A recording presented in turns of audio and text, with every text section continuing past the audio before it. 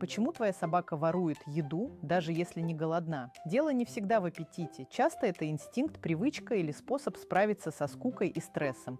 Если собаку когда-то угощали со стола, она быстро усваивает. Еду можно добыть. Добавьте сюда запахи, доступную пищу и отсутствие правил, и привычка закрепляется.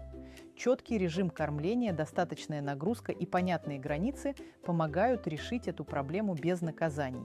Больше полезного о питомцах в моем телеграм-канале. Ссылка в шапке профиля. Подписывайся.